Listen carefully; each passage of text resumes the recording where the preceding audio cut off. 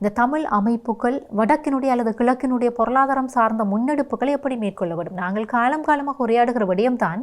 ஆனால் இன்றைக்கு உரையாடாது விட்டால் அல்லது அந்த ஆரம்ப செயற்பாடுகளை நாங்கள் மேற்கொள்ள தவறினால் காலம் கடந்து கொண்டு இருக்கிறது என்பதும் இந்த இடத்திலே நாங்கள் சுட்டி காட்ட வேண்டிய விடயமாக இருக்கிறது. எப்படி இந்த பொருளாதார அமைப்புகள் அல்லது இந்த டயஸ்போரா அமைப்புகள் இது தொடர்பாக வெளிப்படைய வேண்டும்? கலாச்சாரமான ஒரு பாதையை காட்டுறார்கள் ஒழிய ஒரு உற்பத்தியை பெருக்கி அவர்களை மீனை கொடுக்கிறார்கள் ஒழிய மீன் பிடிக்கிறதுக்கான விலையை கற்றுக் கொடுக்கிறமான அப்ரோச்சை செய்கிறார்கள் இல்லை. அதை செய்யணும் என்று சொன்னால் உண்மையில இந்த நிறுவனங்கள் இந்த அமைப்புகள் டயஸ்போரா அமைப்புகள் நிறுவனமயப்படுத்தப்பட்ட அமைப்புகளாக மாறும். நிறுவனப்படுத்தப்பட்ட அமைப்புகளாக மாறி அந்த நிறுவனங்கள் ஊடாக அவர்கள் நீண்ட கால திட்டங்களை வகுத்து அந்த நிதியை ஒன்று திரட்டி ஒரு பாரியளவான முதலீடுகளை செய்தால் அவர்கள் ஒரு பலமிக்க ஆட்களாக வருவார்கள்.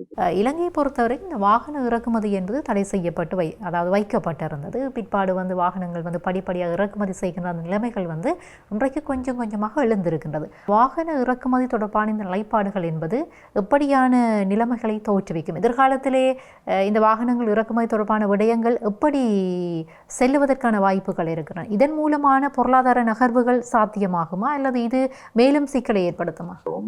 ஒரு எங்கட நாடு இருக்கிற வருமானத்துல இந்த மாதிரியான லக்ஸரி வாகனங்கள் அவசியமானதா இல்லை. அவசியம் என்றால் அது ஒரு ஆடம்பரமான நுகர்வு.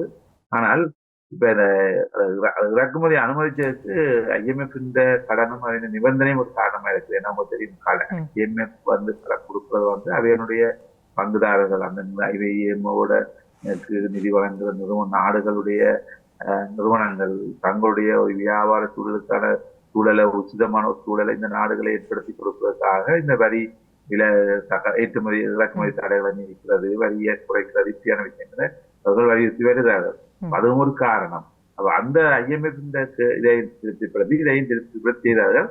ஆனா இதை தொடர்ந்து இருக்காது என்று சொன்னால் இன்னும் பொருளாதாரத்துல என்ன நெருக்கடியான சூழ்நிலை தான் தொடர்ச்சியாக இருக்கிறது.